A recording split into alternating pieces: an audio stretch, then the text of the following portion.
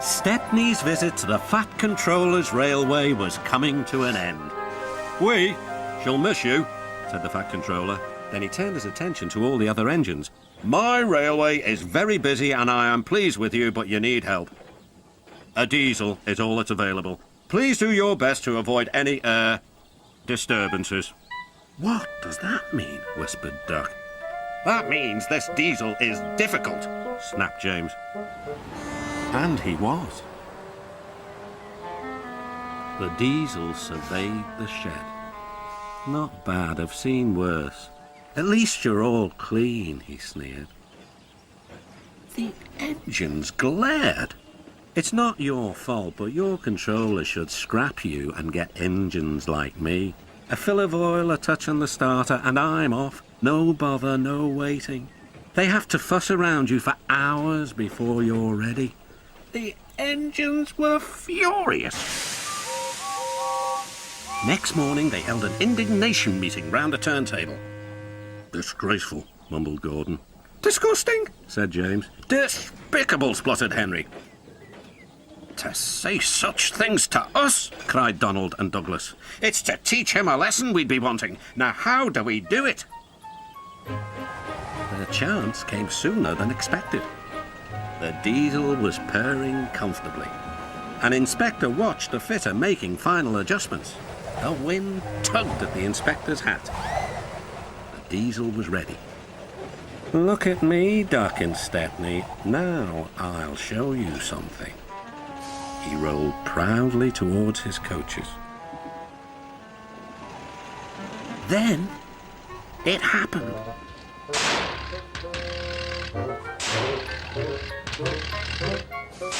Shaking and spluttering, the diesel stopped. Meanwhile, the inspector was looking for his hat. The diesel seethed with fury as Duck and Stepney pushed him back to the shed. "My hat!" exclaimed the inspector. "You've sucked it through your air intake." "Bother your hat," said the Fat Controller. "The heavy train's due out. You'll have to take it, Duck. Stepney, will you help, please?" "Thank you, sir," cried Stepney. "I'd like a good long run on my last day." The engines were soon ready. "Gordon will take over from halfway, so get the train there. Good luck." "Don't worry," smiled Stepney. "We'll get there and be early too."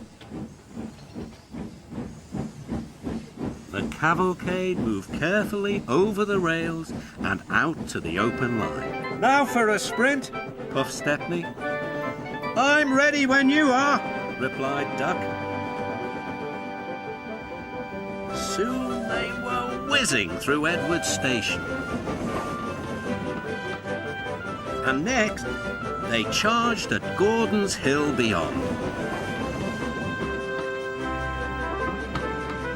They felt the drag of the heavy coaches here. It was hard work.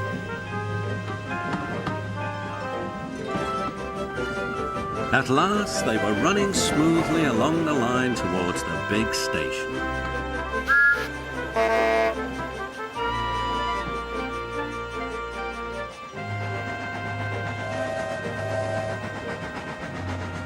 "Hello," said Gordon. "You're early. That's one in the headlamp for old Diesel." "James says he's sick as boiler sludge and sulking in the shed." "Serves him right for saying we're out of date." And Gordon chortled away. Next day, everyone came to say goodbye to Stepney. "Come back and see us soon," whistled the engines. "And you are always welcome on my Bluebell Railway too," replied Stepney. Then he puffed away. And what about Diesel? He'd slipped out whilst no one was looking. He said goodbye to no one but left two things behind: a rather nasty smell and a battered bowler hat.